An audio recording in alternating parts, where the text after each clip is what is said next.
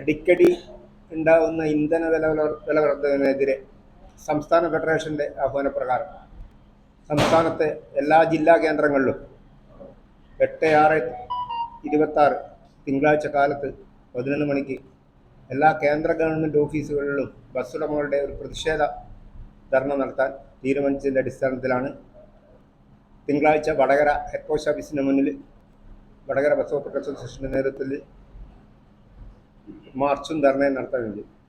ബസ്സുടമകൾക്ക് ഇപ്പോൾ bus service നടത്താൻ പറ്റാത്ത സ്ഥിതിയാണ് സംസ്ഥാനത്തുടനീളം ഉണ്ടായത്.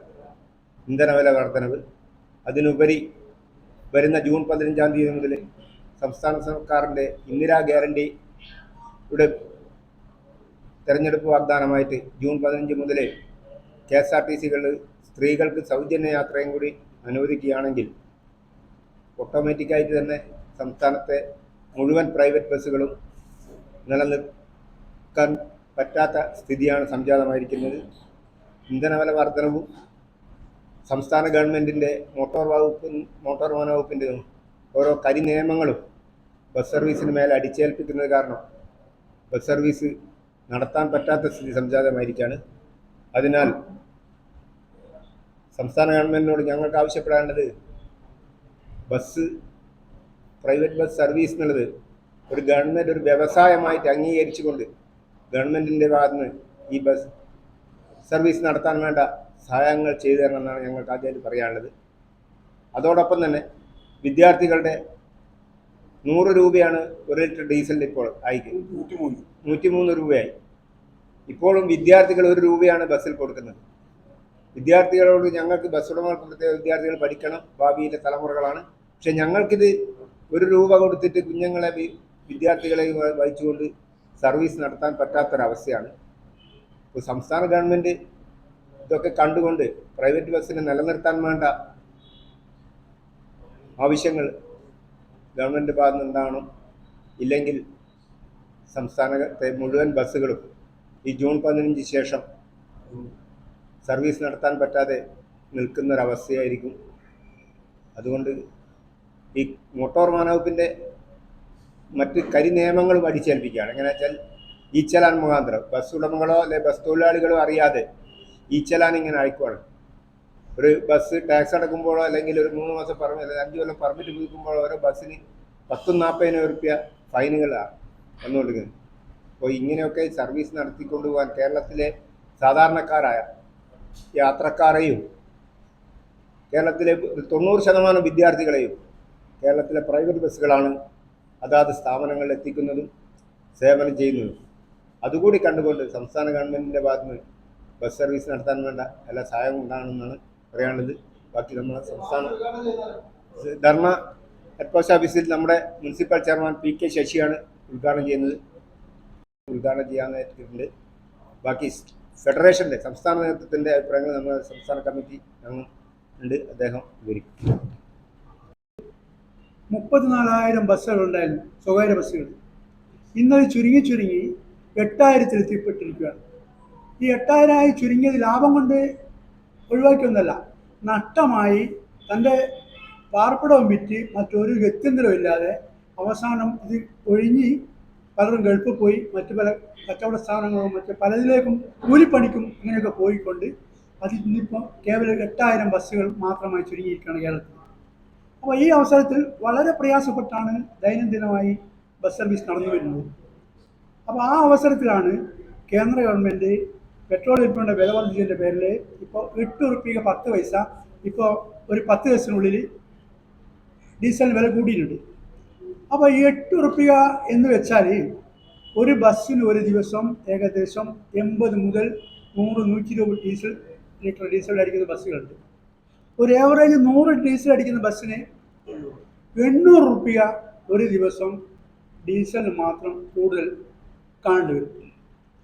ഈ പെട്രോൾ ഉൽപ്പന്നങ്ങൾക്ക് വില കൂടിക്കഴിഞ്ഞാൽ വെറും ഡീസലിന് മാത്രമല്ല കൂടുന്നത്, ഞങ്ങൾ വാങ്ങിക്കുന്ന ഓയിലിൻ്റെ ഏകദേശം 40% വില കൂടിക്കഴിഞ്ഞു. പിന്നെ ഇതിനൊഴിക്കുന്ന മറ്റ് വേറെ ഓയില് മറ്റോയില്ലേ എയർ ബ്ലൂ ദിവസേന ഒഴിക്കേണ്ട സാധനമുണ്ട്. എയർ ബ്ലൂ ഇപ്പം പുതുതായിട്ട് 1-2 കൊല്ലമായിട്ട് അതിൻ്റെ പേരൊന്നും ഓർമ്മ കിട്ടാതാണ്. അത് ഒഴിക്കണം, ഡെയിലി ഒഴിക്കണം, കുറവുള്ള ഒഴിച്ചു കൊടുക്കണം, അതിനും വില കൂടി.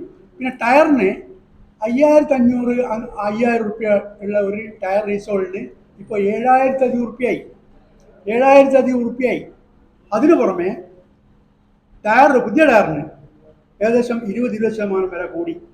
അങ്ങനെ സമസ്ത മേഖലകളും സ്പെയർ പാർട്സ്, ബ്രേക്ക് ലെയർ, എന്തിനും ക്രൂഡ് ഓയിലിന് വില കൂടിയാൽ സമസ്ത മേഖലയിലുള്ള നമ്മുടെ രാജ്യത്ത് എല്ലാത്തിനും വില കൂടുന്നതിനനുസരിച്ചിട്ട് ഏറ്റവും കൂടുതൽ വാഹന മോട്ടോറിൻ്റെ ഭാഗമായി എല്ലാ സ്പെയർ പാർട്സ് എല്ലാത്തിനും വില കൂടും. അപ്പോൾ അതൊക്കെ സഹിക്കും എങ്ങനെയാണ്? നമ്മളിപ്പോൾ ഒരാൾ അറിഞ്ഞാൽ ഇപ്പോൾ 8 റുപ്യയിലെ ഡീസലിന് കൂടിയില്ല എന്നറിയാം. പക്ഷെ അത് 16 റുപ്യ കൂടിയതിന് തുല്യമായിപ്പം വിലക്കയറ്റുണ്ടായി കഴിഞ്ഞു. അപ്പോൾ ഞങ്ങൾ ഇപ്പോൾ ഈ വ്യവസായമായി ജീവിച്ചു പോകുന്ന ഞങ്ങൾ മാത്രമല്ല, ഒരു ബസ്സിൽ ഏകദേശം 5-8 തൊഴിലാളികൾ ജോലി ചെയ്യുന്നുണ്ട്. അവർ കുടുംബം കഴിയുന്നുണ്ട്, ഈ ഉടമസ്ഥൻ്റെ കുടുംബം കഴിയുന്നുണ്ട്. ഇപ്പം തന്നെ കടക്കണിയിലായ ബസ് ഉടമകൾ എങ്ങനെ ഇത് മുന്നോട്ട് കൊണ്ടുപോകും? അത് നിങ്ങൾക്കൊന്ന് പരിശോധിച്ചാൽ അറിയാം. നമ്മളിപ്പോൾ താമസിക്കുന്ന സ്ഥലത്ത് അല്ലെങ്കിൽ ആരായാലും പല സ്ഥലത്തും ഉള്ള ബസ് ഉടമകളല്ലേ, ഈ ബസ് ഉടമയുടെ ചരിത്രം നിങ്ങളൊന്ന് പരിശോധിച്ച് നോക്കിയാൽ നമുക്ക് അറിയാൻ കഴിയും. അവിടെയുള്ള കുറികൾ, നാടൻ കുറികൾ, ഫണ്ട്, പിന്നെ ഫൈനാൻസ് കമ്പനി, എല്ലാ സ്ഥലത്തു നിന്നും ഇവ കടം വാങ്ങിയിട്ടുണ്ടാവും. ഇതൊക്കെ ഓവർ ഡ്യൂ ആയിട്ടും കൊടുക്കാണ്ടും ഇങ്ങനെ നിൽക്കുക, കൊടുക്കാൻ കഴിയുന്നില്ല. അപ്പോൾ ഈ വില വർധനവും. അപ്പോൾ ഞങ്ങൾ ഈ സർവീസ് എങ്ങനെ മുന്നോട്ട് കൊണ്ടുപോകും? ഈ ബസ് സർവീസ് നഷ്ടപ്പെട്ട് കഴിഞ്ഞാൽ, ഇല്ലാതായ കേരളത്തിലെ സ്വകാര്യ ബസ് മേഖല ഇല്ലാതായാൽ ഏറ്റവും അധികം പ്രശ്നം ഉണ്ടാകുന്നത് ബസ് ഉടമസ്ഥനും തൊഴിലാളിക്കും അതുപോലെ തന്നെ നമ്മുടെ നാട്ടിലെ പാവപ്പെട്ട സാധാരണ യാത്രക്കാർക്കുമാണ്. 10 റുപ്യ കൊടുത്താൽ ഈ ബസ്സിൽ ഏകദേശം 2-2.5 കിലോമീറ്ററോളം യാത്ര ചെയ്യാം. അതൊരു ഓട്ടോറിക്ഷയ്ക്ക് പോകണമെങ്കിൽ എത്ര റുപ്യ ആവും? നിങ്ങൾക്കറിയാം, 100-150 റുപ്യ ആവും. അപ്പോൾ ഈ ലളിതമായ രീതിയിൽ സാധാരണ ജനങ്ങൾക്ക് യാത്ര ചെയ്യാൻ പറ്റുന്ന ഒരു സ്ഥാപനമാണ് സ്വകാര്യ ബസ്. ഇത് നശിച്ചു പോകാൻ പാടില്ല. അതുപോലെ തന്നെ നമ്മുടെ നാട്ടിലെ ഒരുപാട് കുട്ടികളെണ്ണം പറയില്ല, എത്രയോ കുട്ടികളാണ് വെറും 1 റുപ്യക്കായിപ്പോൾ നമ്മൾ കൊണ്ടുവന്നത്. മിനിമം ചാർജിന് 1 റുപ്യ വാങ്ങിയിട്ട് സന്തോഷത്തോടു കൂടി അവർക്ക് സീറ്റ് കൊടുത്തും അതുപോലെ തന്നെ അവരെ കയറ്റി ഇരുത്തിയിട്ടും നമ്മുടെ ജീവനക്കാരെ അവരെ കൈപിടിച്ച് കയറ്റിയിട്ടും നമ്മൾ ബസ് സർവീസ് നടത്തിക്കൊണ്ടിരിക്കുകയാണ്. എന്താണെന്ന് വെച്ചാൽ നമ്മൾ ഭാവി പൗരന്മാരാണ് കുട്ടികൾ, അവരാണ് നമ്മുടെ നാട്ടിലെ സമ്പത്ത്. അത് തികച്ചും ഉൾക്കൊള്ളുകൊണ്ട് ബസ് ഉടമസ്ഥന്മാരും ബസ് തൊഴിലാളികളും ഇന്ന് പെരുമാറി. നിങ്ങളിപ്പോൾ ഒരു കുഴപ്പമില്ലല്ലോ, ബസ് തൊഴിലാളികളും പിന്നെ ബസ് ജീവനക്കാരും ബസ് തൊഴിലാളികളും പിന്നെ വിദ്യാർത്ഥികളായിട്ട് അതൊക്കെ ഉൾക്കൊണ്ടുകൊണ്ടിട്ടാണ് നമ്മൾ ബസ് സർവീസ് നടത്തുന്നത്. അപ്പോൾ ഒരു പരിഗണന ഞങ്ങൾക്ക് കിട്ടണ്ടേ?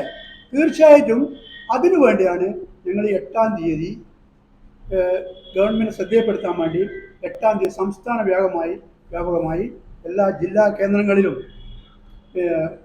മാർച്ചും ധർണിയും നടത്തുകയാണ്. ഓരോ ജില്ലാ കേന്ദ്രങ്ങളിലും ഇവിടെ നമ്മൾ നടത്തുന്നത് വടകര ഹെഡ് പോസ്റ്റ് ഓഫീസിന് മുമ്പിലേക്ക് മാർച്ചും ധർണിയും നടത്തുകയാണ്. അത് ഉദ്ഘാടനം ചെയ്യുന്നത് municipal chairman Shri PK Sasi അവറുകളാണ്. 6 വരി പാത തുടങ്ങിയ വർക്ക് തുടങ്ങിയ മുതൽക്ക് ഈ ബസ്സുകാരുടെ ദുരിതം തുടങ്ങിയിരിക്കും. ഇന്ന് റോഡുകൾ എവിടെ എത്തിയിട്ടില്ല. കൊല്ലം 3 കഴിഞ്ഞു. ഞങ്ങളുടെ സർവീസ് റോഡുകൾ ഒന്നായിട്ടില്ല, റിപ്പയർ ചെയ്ത് കിട്ടുന്നില്ല. എല്ലാം വെള്ളക്കുഴികളിൽ കൊടുവാണ്. ബസ്സുകൾക്ക് കൃത്യമായി ഓടാൻ കഴിയുന്നില്ല. ഒരു റൂട്ടിലും കൃത്യമായി സർവീസ് നടത്തിക്കൊണ്ടുപോകാൻ പറ്റാത്ത അവസ്ഥ ഇപ്പോൾ സംജാതമായിട്ടുണ്ട്. അന്നേരം ആ ഒരു അവസരത്തിലാണ് വടകരയിൽ ഒരു ട്രാഫിക് പരിഷ്കാരം കൂടി കൊണ്ടുവന്നിട്ടുള്ളത്. ഞങ്ങളെ സംബന്ധിച്ചിടത്തോളം ഒരുപാട് കാലമായി വടകര ലിങ്ക് റോഡിൽ വെച്ച് സർവീസ് നടത്തുന്ന 10-75ഓളം ബസ്സുകൾ, 10-90ഓളം ബസ്സുകൾ അവിടെ ഈ പഴയ സ്റ്റാൻഡിൽ വീർപ്പുമുട്ടിയ അവസരത്തിൽ മുനിസിപ്പാലിറ്റിയും ഇവിടുത്തെ കമ്മിറ്റിയും തീരുമാനം എടുത്ത പ്രകാരം നടപ്പാക്കിയതായിരുന്നു. പക്ഷേ ഈ അന്ന് ഉണ്ടായതിനേക്കാളും 35ഓളം 40ഓളം ബസ്സുകൾ ഇപ്പോൾ വീണ്ടും കൂടിയ അവസരത്തിലും അതുപോലെ തന്നെ കുറ്റ്യാടി ഭാഗത്തു നിന്നും വടകര തലശ്ശേരി ഭാഗത്തു നിന്നും വടകരക്ക് വരുന്ന ബസ്സുകൾ ഉൾപ്പെടെ ഒരു 500ഓളം ബസ്സുകൾ ഇപ്പോൾ 5 വിളക്ക് ജംഗ്ഷനിൽ കൂടി ഇങ്ങോട്ട് ഒഴുകുകയാണ്. അപ്പോൾ അങ്ങനെ ഒഴുകുമ്പോൾ എന്താണ്ടാക്കിയാൽ അത് മാത്രമല്ല, ഈ മാർക്കറ്റ് റോഡിൽ യാതൊരു വ്യവസ്ഥയില്ലാതെ ചരക്കിറക്കൽ വേറെയുണ്ട്. അതിന് സമയമില്ല. അവർക്ക് എവിടെയും വെക്കാം, എന്നും ഏത് സമയത്തും ഇറക്കുകയും ചെയ്യാം, കയറ്റുകയും ചെയ്യാം. ഈ ഒരു അവസ്ഥ അത് വേറെയുമുണ്ട്. ഇതൊക്കെ നിലനിൽക്കെ സർവീസ് റോഡ് കൂടി ബസ്സുകൾക്ക് വരാൻ കഴിയുന്നില്ല. അവിടെ തന്നെ ലേറ്റായി വരുന്ന ഒരു സമയത്ത് ഇവിടെ ഒരു ട്രാഫിക് പരിഷ്കാരം കൊണ്ടുവന്നത് ഈ നാട്ടിലുള്ള ബസ്സുകൾ സാധാരണക്കാരനെ പ്രത്യേക ജീവിക്കാൻ വേണ്ടി സർവീസ് നടത്തുന്ന ഈ ബസ്സുകളെ വളരെയധികം ദ്രോഹിക്കുന്നുണ്ട്. അത് അടിയന്തരമായിട്ട് പിൻവലിക്കണം എന്നാണ് ചെയർമാനോടും അതിൻ്റെ കമ്മിറ്റിയോടും നമുക്ക് അഭ്യർത്ഥിക്കാനുള്ളത്. ഈ പറഞ്ഞത് ഒരു താൽക്കാലം ഒരു ട്രയൽ എന്നുള്ള നിലക്കൊന്ന് പരീക്ഷിക്കുന്നേ ഉള്ളൂ, നിങ്ങൾക്ക് ബുദ്ധിമുട്ടാണെങ്കിൽ ഇത് മാറ്റാമെന്ന് പറഞ്ഞിരുന്നു. പക്ഷേ 6 ദിവസം കഴിഞ്ഞിട്ടും ഇതുവരെ യാതൊരു മാറ്റവും ഉണ്ടായിട്ടില്ല. അപ്പോൾ തന്നെ പല ബസ്സുകളും ബസ് സ്റ്റാൻഡിലും പയ്യോളി നിൽക്കുന്ന അടർക്ക് വരേണ്ട ബസ്സുകൾ പയ്യോളി നിർത്തി സർവീസ് നടത്തുന്ന, പേരാമ്പ്രക്ക് സർവീസ് നടത്തുന്ന കുറേ ആളുകൾ കൈനാട്ടിൽ നിന്ന് തിരിച്ചു പോകുന്ന ബസ്സുകൾ, ഇങ്ങനത്തെ ഒരു അവസ്ഥ ഇപ്പോൾ സംജാതമായിട്ടുണ്ട്. അതിനുള്ള നിങ്ങൾ ഈ പറയുന്ന ന്യായമായ ആവശ്യത്തിന് നമ്മൾ എതിരല്ല. പക്ഷെ അത് പോലീസ് കർശനമായ നടപടിയെടുക്കണം. അങ്ങനെ വെക്കുന്ന ബസ്സുകൾക്ക് വരുന്ന നടപടി ഉണ്ടാവണം. അതോടൊപ്പം തന്നെ അവിടെ അങ്ങനെ കൊണ്ടുപോയി ഇടുന്നുണ്ടെങ്കിൽ ആ വണ്ടികൾ എടുത്ത് മാറ്റുവാനുള്ള സംവിധാനം പോലീസിന് സാധിക്കുമല്ലോ. ഒരു 2 മണിക്കൂർ കൊണ്ട് പോലീസിന് കൃത്യമായി സർവീസ് വർദ്ധിക്കുവാൻ ഞാൻ പറയാം. 1.5 മണിക്കൂറും 2 മണിക്കൂറും ദൂരെ കഴിഞ്ഞ് പോകേണ്ട ബസ്സുകൾ അവിടെ കൊണ്ടുപോയി ഇടുന്നു. അത് എന്തുകൊണ്ടാ ബസ്സുകാരൻ്റെ കുറ്റമാണോ? അത് ഇവിടുത്തെ അതിനുള്ള സൗകര്യമാണ് ഉണ്ടാക്കി കൊടുക്കുന്നത് പോലീസാണ്. ഇല്ല, ബസ്സിന്റെ ഉടമസ്ഥന്മാർ എല്ലാ സമയത്തും ഈ ബസ്സിൽ വന്ന് നിൽക്കുന്നില്ല. മാത്രമല്ല തൊഴിലാളികൾക്ക് സൗകര്യങ്ങൾ വർദ്ധിക്കുന്നതോടുകൂടി ഒരിക്കലും സൗകര്യമുണ്ട്, വിശ്രമിക്കാൻ സ്ഥലമുണ്ട്, സൗകര്യമുണ്ട് തോന്നുന്നു അവിടെ വെക്കും. അത് പോലീസ് കർശനമായി നിയന്ത്രിക്കട്ടോ. അത് നിയന്ത്രിച്ചാലേ നടക്കുള്ളൂ. നമ്മൾ വിചാരിച്ചാലോ മുനിസിപ്പാലിറ്റി വിചാരിച്ചാലോ സാധിക്കില്ലത്. കാരണം ഞങ്ങളെ സംബന്ധിച്ചിടത്തോളം ഞങ്ങൾക്ക് എപ്പോൾ ഇവിടെ തന്നെ ആ പരാതി ഉണ്ടായിരുന്നു. ഇവിടെ ബസ് സ്റ്റാൻഡിൽ, ഈ പുതിയ ബസ് സ്റ്റാൻഡിൽ ബസ്സുകൾ നിർത്തിയിരുന്നു രാത്രി, ഒരുപാട് ബസ്സുകൾ വെച്ച്. ഞാൻ ചോദിക്കട്ടെ, വടകരയിൽ ഈ സർവീസ് ബസ്സുകൾ വെക്കുവാൻ എവിടെ സ്ഥലമുള്ളത്? ഒരു പാർക്കിംഗ് ഏരിയ എവിടെയെങ്കിലും ഈ പാർക്കിംഗ് മുനിസിപ്പാലിറ്റി കൊടുത്തിട്ടുണ്ടോ? ഇവിടെ ഈ ബസ്സുകൾക്ക് ഈ സർവീസ് റോഡിന്റെ പണി, ഈ പുതിയ ബസ് സ്റ്റാൻഡിലുള്ളതും തോട്ടക്കടവുള്ളതും ഈ സർവീസ് റോഡ് കൈനാട്ടി വരെ ഗതാഗത യോഗ്യമാക്കിയാൽ മാത്രമേ നിങ്ങൾ മറ്റേ ഈ മഴക്കാലം ഈ വർഷക്കാലം കഴിഞ്ഞിട്ട് നിങ്ങൾ ലിങ്ക് റോഡിൽ നിന്ന് മാറ്റാമെന്ന് പറഞ്ഞിട്ടുണ്ട്, ശക്തമായിട്ട് പറഞ്ഞിട്ടുണ്ട്. അതുപോലെ തന്നെ മാർക്കറ്റ് റോഡിൽ ടൗൺ ഹാൾ മുതൽ പിന്നെ ഈ എടോടി വരെയുള്ള ഈ അനധികൃത പാർക്കിംഗ് കംപ്ലീറ്റ് ഒഴിവാക്കി തരും. എന്നിട്ട് ഒരാഴ്ച ട്രയൽ റൺ നടത്തിയിട്ടാണ് ബസ് ഇടുന്നത്. കഴിഞ്ഞ മാസം 25-ാം തീയതി നടപ്പിലാക്കാൻ നോക്കിയതാണ്. അന്ന് ഞങ്ങൾ ഈ സർവീസ് റോഡും മറ്റേ ഇത് പുതിയ സ്റ്റാൻഡിലുള്ളത് ഒഴിവാക്കാത്തത് കൊണ്ടാണ് അന്ന് നടത്താറുണ്ട്. ഈ 1-ാം തീയതി തന്നെ നടപ്പിലാക്കിയത് ഇതാണ്. പക്ഷേ മാർക്കറ്റ് റോഡിൽ ഒരു സ്ഥിതിയും ഉണ്ടായിക്കില്ല. മാർക്കറ്റ് റോഡിൽ അത്യാവശ്യം പാർക്ക് ചെയ്ത വണ്ടിക്കെതിരെ പോലീസ് നടപടി എടുത്തേരെ ഇവിടുത്തെ മർച്ചൻ്റ് അസോസിയേഷൻ പോയിട്ട് പോലീസിനോട് ഇടപെട്ടിട്ട് ആർക്കും ചെയ്യാൻ പാടില്ല എന്നാണ് പറഞ്ഞത്. ഇവിടുത്തെ പ്രൈവറ്റ് ബസ് ഉടമകളുടെ സ്ഥിതി എന്ന് വെച്ചാൽ മാർക്കറ്റ് റോഡിലുള്ള കച്ചവടക്കാരെ നന്നാക്കാനുള്ള ബസ് സർവീസ്, ഇവിടെ വരുന്ന യാത്രക്കാരാ, രോഗികൾ, സ്കൂൾ വിദ്യാർത്ഥികളാ, സർക്കാർ ജീവനക്കാരാ ഉള്ള യാത്രാ സൗകര്യം ഒരുക്കുകയാണ് ബസ് സർവീസിന് വേണ്ടി. അത് കൃത്യസമയത്ത് എത്തിക്കാനുള്ള ബാധ്യത പ്രൈവറ്റ് ബസ് സർവീസിന് ഞമ്മക്കുണ്ട്. പക്ഷേങ്കിൽ അത് ഇവിടുത്തെ മാർക്കറ്റ് റോഡിലെ ബ്ലോക്ക് കാരണം പല ബസ്സുകൾക്കും ഇന്നലെ മെങ്ങാന്നുമായിട്ട് പല ബസ്സുകൾക്ക് ഈ പരിഷ്കാരം വന്നതിന് ശേഷം പല ബസ്സുകൾക്കും ഒരു 1-2 ട്രിപ്പ് കെട്ടാം. ഇപ്പോൾ ബസ് സർവീസ് നടന്നപ്പോൾ ഇപ്പോൾ കുറേ ബസ്സുകൾ പുതിയ കൊയിലാണ്ടി ബസ്സുകൾ പുതിയ സ്റ്റാൻഡിൽ നിന്ന് തിരിച്ചു പോവാണ്. കുറേ ബസ്സുകൾ പയ്യോളിൽ നിന്ന് തിരിച്ചു പോവാണ്. അതുപോലെ തന്നെ കൈനാട്ടിൽ നിന്ന് തിരിച്ചു പോകുന്നുണ്ട്, തലശ്ശേരിക്ക് പോകുന്ന ബസ്സുകൾ. ആൾക്കാരുണ്ടാവില്ല, സ്ത്രീകള് ഇവരെ കുടുംബാംഗങ്ങളും ഓട്ടോമാറ്റിക്കായിട്ട് അവരാക്കല്ലേ പൈസ എടുക്കുള്ളൂ. അപ്പോൾ പിന്നെ ഇവിടുത്തെ പ്രൈവറ്റ് ബസ്സിലായിട്ട് ആളുണ്ടാവാം. വെറും വിദ്യാർത്ഥികളും ചുമന്ന് പോകേണ്ടി വരും. വിദ്യാർത്ഥികളും ചുമന്ന് എത്ര കാലം കൊണ്ടുപോകാനോ? 1-2 ആഴ്ച കൊണ്ടുപോയി ഓട്ടോമാറ്റിക്കായിട്ട് ബസ് നിൽക്കും. ഞങ്ങൾ സമരത്തിലേക്ക് പോകണ്ട, ഓട്ടോമാറ്റിക്കായിട്ട് ബസ് സർവീസ് നിൽക്കും. അതാണ് ഉണ്ടാവുക. അത് സംബന്ധിച്ച് എന്താ വെച്ചാൽ ഗവൺമെന്റ് രാജ്യത്ത് നടത്താവുന്ന പരിഷ്കാരങ്ങളാണ്. ഗവൺമെന്റ് ജനങ്ങൾക്ക് വേണ്ടി നടത്തുക പരിഷ്കാരം. അതിന് ഞങ്ങൾ എതിരല്ല. അത് നടപ്പിലാക്കുമ്പോൾ ഞങ്ങൾ ഗവൺമെന്റ് പ്രത്യേകിച്ച് ഗവൺമെന്റ് ഞങ്ങൾ ആവശ്യപ്പെട്ട് കഴിഞ്ഞു. ഞങ്ങൾക്ക് ഇതൊരു വലിയ നഷ്ടം ഉണ്ടാകുന്നത്. അതുകൊണ്ട് ഞങ്ങൾക്ക് ഇതിന് തത്തുല്യമായിട്ട് ടാക്സ് ഒഴിവാക്കുക, അതുപോലെ തന്നെ ഞങ്ങൾക്ക് പിന്നെ ഈ ഫയലുകൾ ഒഴിവാക്കുക, വിദ്യാർത്ഥികൾ ബസ് ചാർജ് കൂട്ടുക, അങ്ങനെ ഒരുപാട് നിർദ്ദേശങ്ങൾ ഞങ്ങൾ വെച്ചിട്ടുണ്ട്. ഗവൺമെന്റ് പറഞ്ഞ് നമുക്ക് ചർച്ച ചെയ്യാം എന്ന് പറഞ്ഞ് നിൽക്കുന്നുണ്ട്. പിന്നെ അതുകൊണ്ട് ഞങ്ങൾ അങ്ങനെ സ്ത്രീകളെ യാത്ര ചെയ്യുന്നില്ല.